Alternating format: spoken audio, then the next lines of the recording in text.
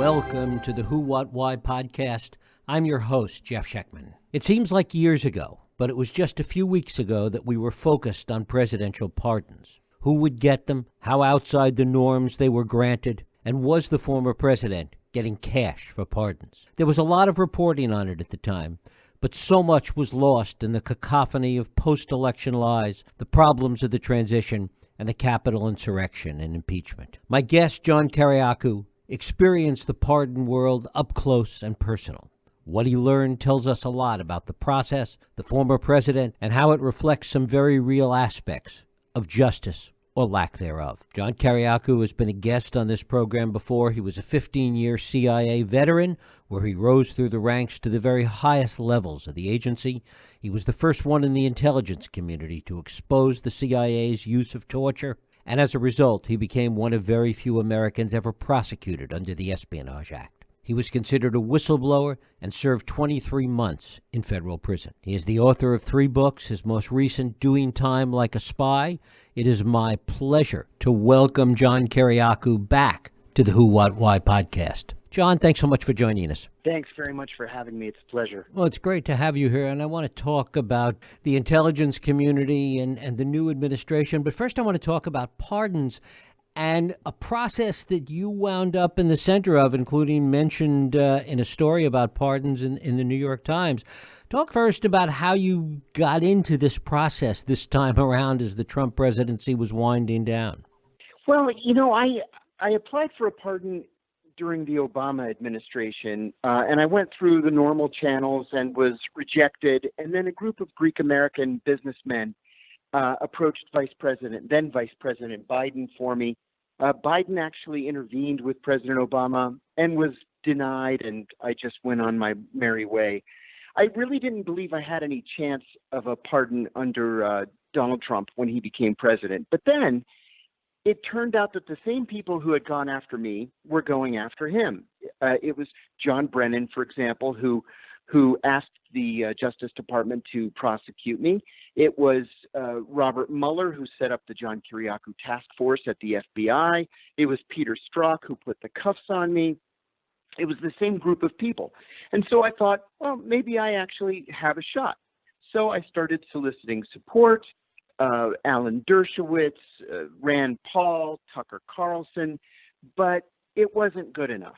I couldn't get any traction. And so I read an article in Politico that said that there were people who were hiring lobbyists to get them in front of Donald Trump to present their cases for pardons. And so my attorney found a lobbyist who had run Trump's 2016 campaign in Florida. We met with her in my attorney's office, and I agreed to pay her $50,000 up front with a promise of another $50,000 if I got the pardon, and she would represent me to the White House. So that turned out to be nonsense. She took my money and ran. But I continued to write. I continued to go on Fox News. I was on the Tucker Carlson show 6 or 7 times. I did the other Fox shows that I knew Trump was watching. He actually quoted me on Twitter at one point, but in the end, he took care of his friends and his cronies and ignored everybody else. Why do you think early on, even before you gave the $50,000 to the lobbyist, why was it so difficult to get traction at that point or to get attention? Yeah, that's really the $64,000 question. And I can't blame Donald Trump as much as I might like to. The problem is with the system that we have for pardons. It's just broken, and it's been broken for many, many years. Here's how it's set up. There's an office called the Office of the U.S. Pardon Attorney, right? And when you want a pardon, you go online to the pardon attorney's website, you fill out a form. That form is referred to the FBI for a background investigation. They investigate to see if you have, been a good citizen and you've shown remorse and you've cleaned up your life. And then they'll make a recommendation, or they won't make a recommendation. They'll send the file back to the pardon attorney's office, and then the pardon attorney will make a recommendation to the White House as to whether or not someone should have a pardon. The problem is they only say yes to about 5% of the people who apply. So the chances are slim to none that you're going to actually get a pardon. Now, there are stories about Abraham Lincoln staying up late into the night, pardoning thousands of people, mostly deserters, because he believed that everybody deserved a second chance.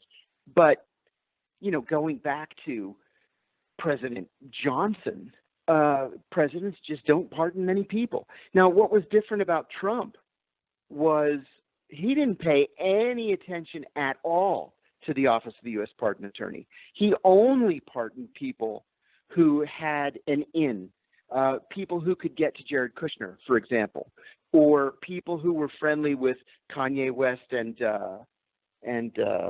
Kim Kardashian. So the system completely broke down under Trump.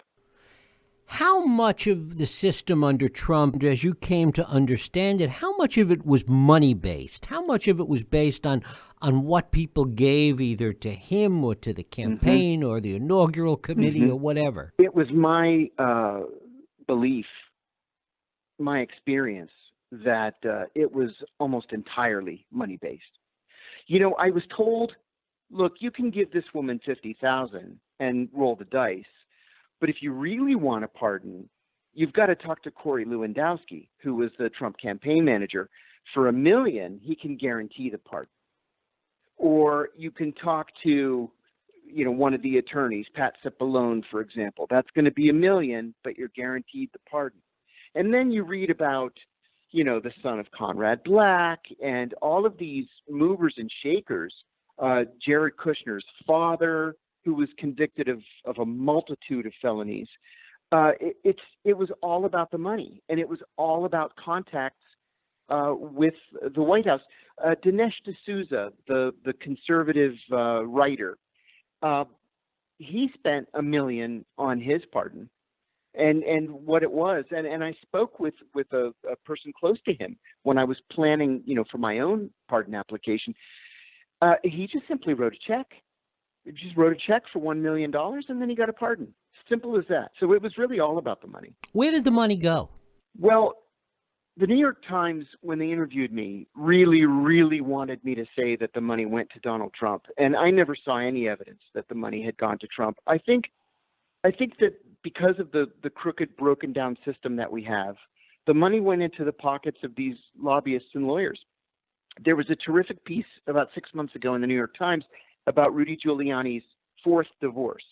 In the course of discovery, the Times found that Giuliani is a member of 16 country clubs. And he told the court that he needs $7 million a year to maintain his current lifestyle. So Giuliani asked me for $2 million. And I think that that's just what people like Giuliani do. They stuff their pockets as best they can because they know that their time at the top of the pyramid is finite, and they should just gouge people as much as they can now, because a year from now they're not going to make anything. Go back a second here and talk about that situation with Giuliani in which he asked you for $2 million. Sure.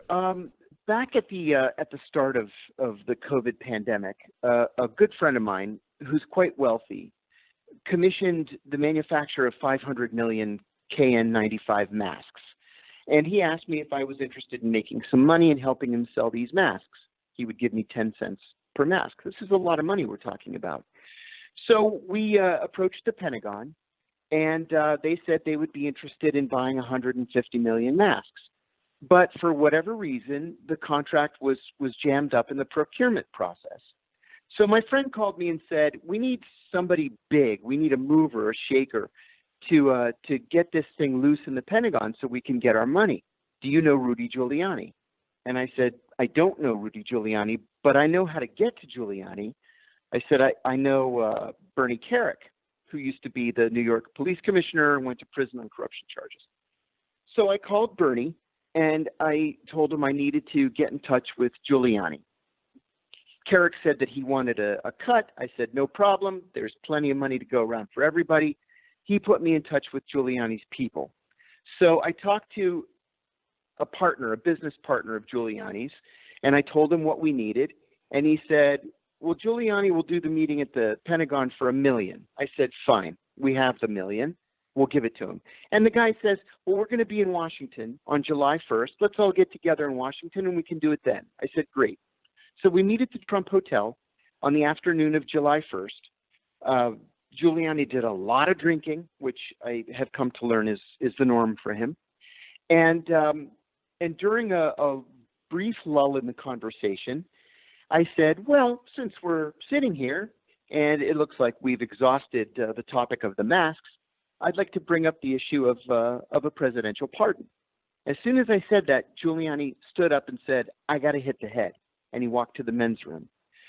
His business partner said to me, Rudy doesn't talk about pardons. If you want to talk about a pardon, you talk to me. But Rudy's going to want $2 million. And I laughed. And I said, $2 million? I said, first of all, I don't have $2 million. Secondly, why would I spend $2 million to recover a $700,000 pension? Forget it.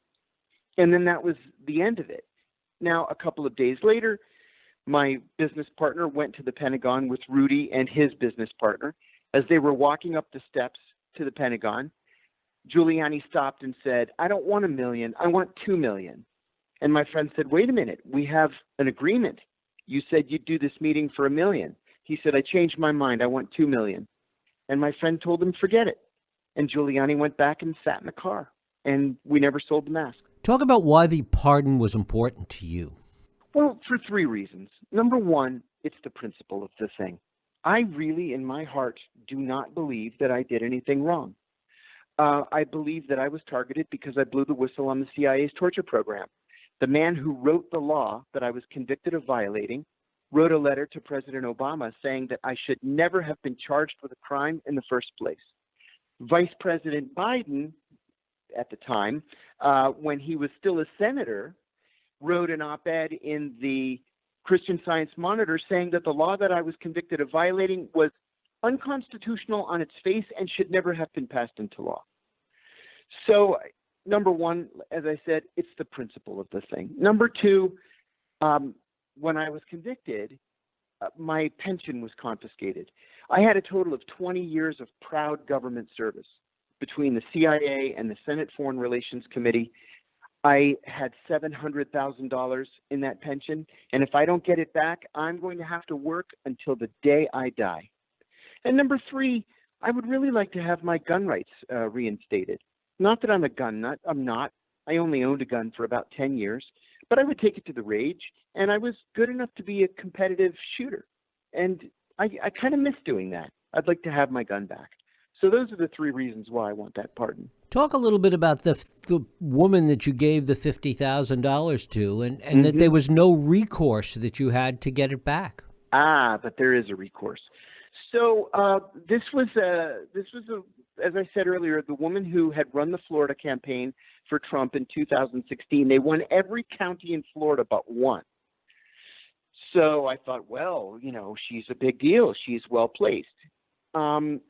It turns out that she and a partner have a little 2-person lobbying firm based in Palm Beach, Florida.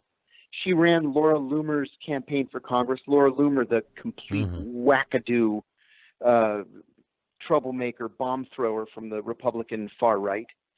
And she claimed in our meeting that she had ready access to the White House.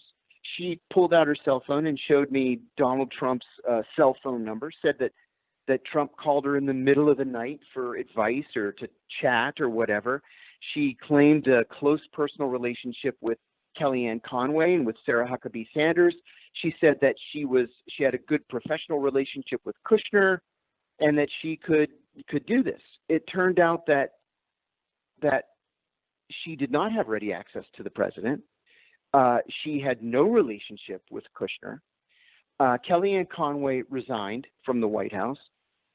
Sarah Huckabee Sanders resigned from the White House. And every time I would call this lobbyist and ask for an update, she would say that she had just spoken to the White House political director and he was aware of my case. And finally, I said to her, if you tell me one more time that you talk to the White House political director.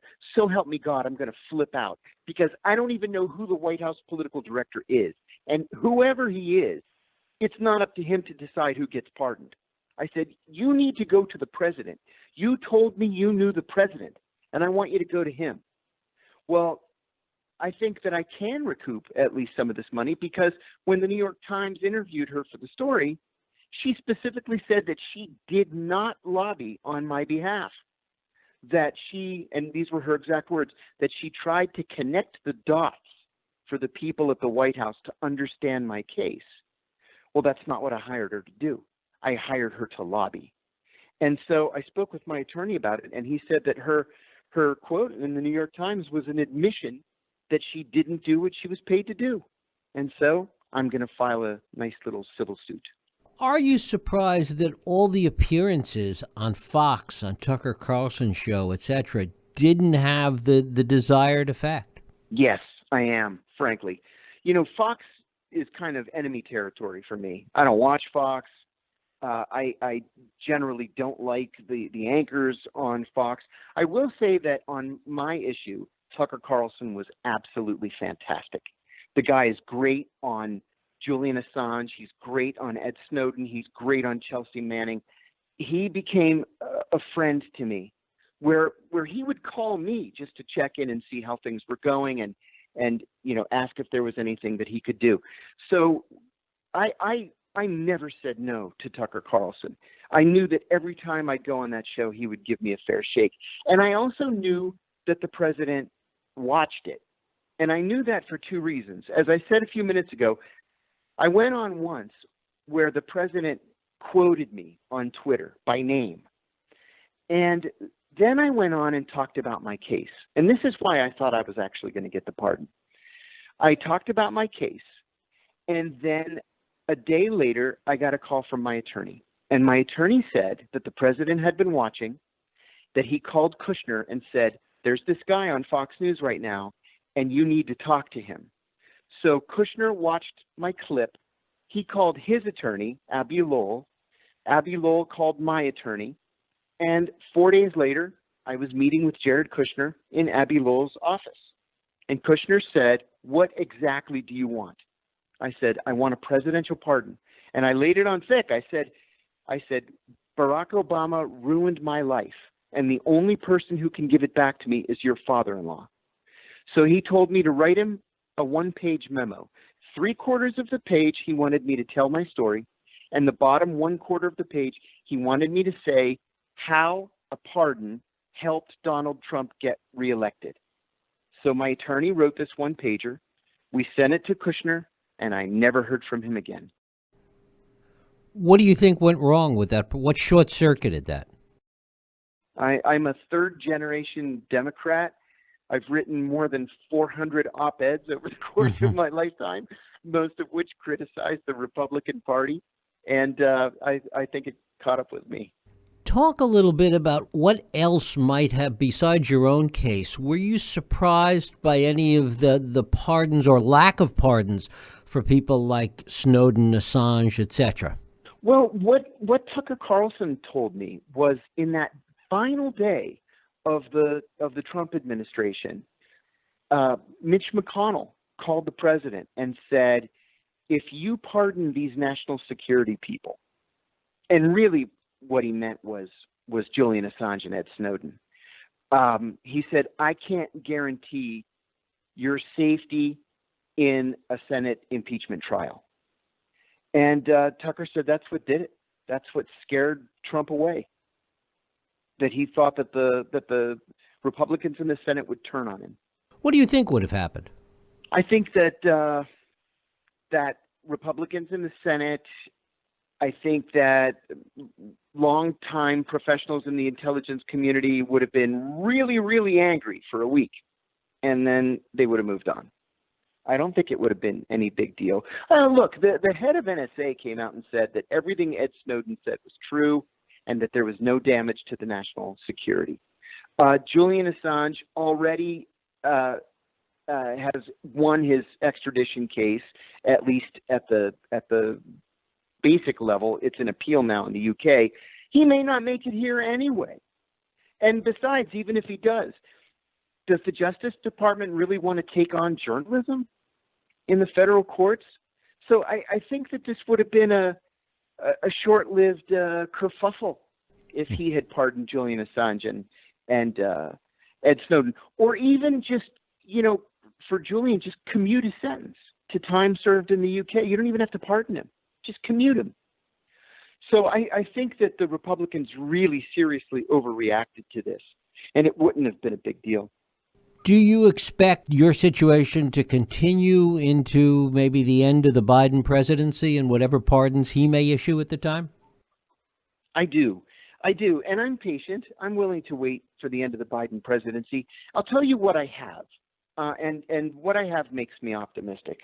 As I said, I have a letter from Morton Halperin, former Assistant Secretary of State, former president of the ACLU. He wrote the law that I was convicted of violating, and this letter says I should never have been charged in the first place. I have the Biden op-ed saying that the law was unconstitutional. I have a floor statement from my congressman saying that I should be pardoned. I have a letter signed by 70 former CIA, FBI, and NSA officers asking that I be pardoned. And then most importantly for me, I have crazy strong support from the Greek American community. And not just from the Greek American community, but from wealthy Greek Americans who have been major donors to Joe Biden ever since his 1972 Senate race. And so I'm confident that even if I go through the formal process, I can get in front of him and I have a fighting chance. Which really leads us to the national intelligence picture now in the Biden administration, and your thoughts about some of these recent appointments, Bill Burns at the CIA and Avril Haynes as the new director of national intelligence. I'm thrilled about Bill Burns. I've known Bill Burns for more than 30 years, and the guy is, he's a human rights champion. He's a reformer. He is utterly apolitical. You can trust him. He's as honest as the day is long. And if Biden is serious about reforming the CIA, Bill Burns is the guy to do it.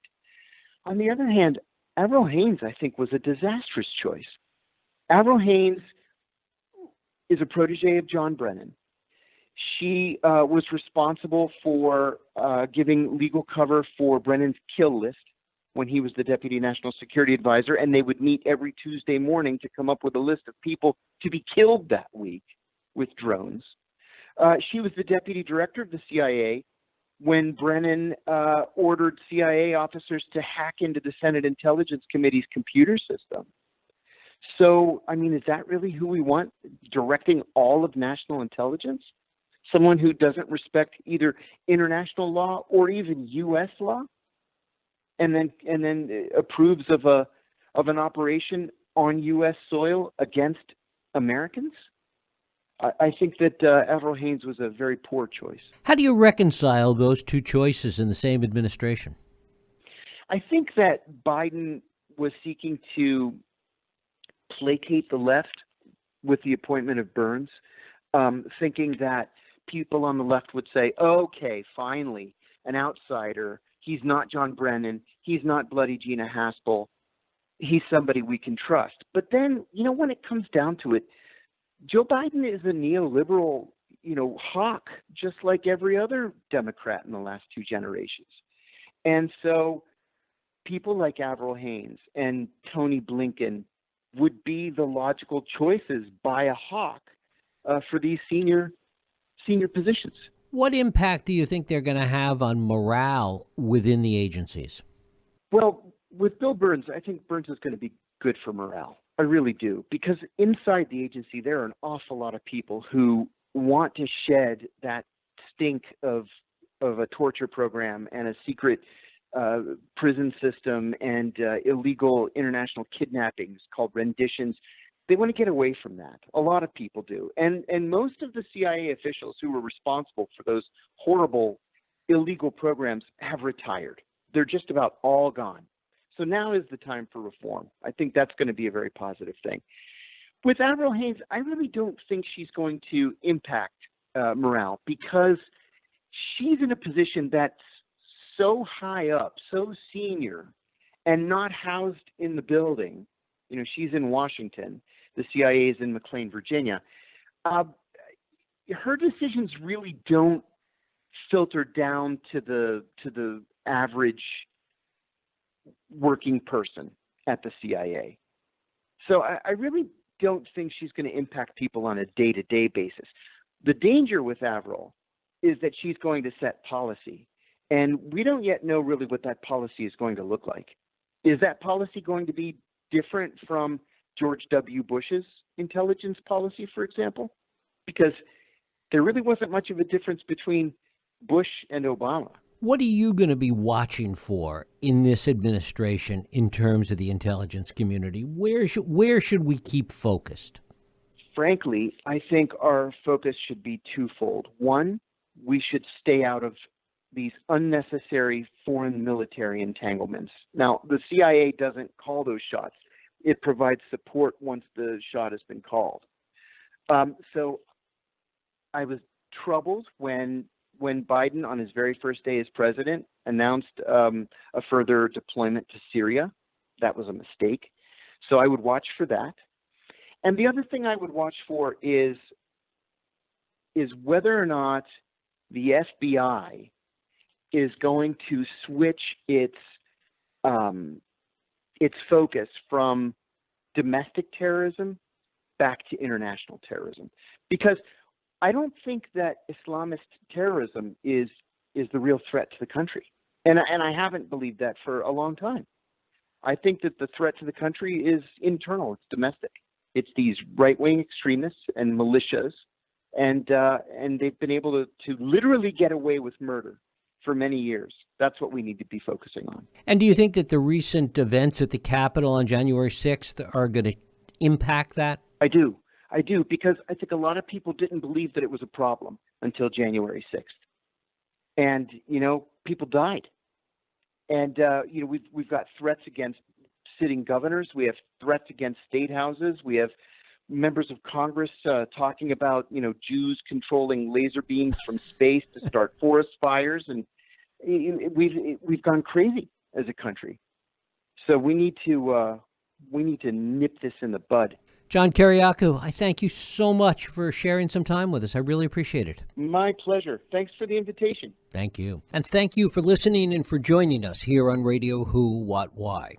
I hope you join us next week for another Radio Who, What, Why podcast. I'm Jeff Sheckman.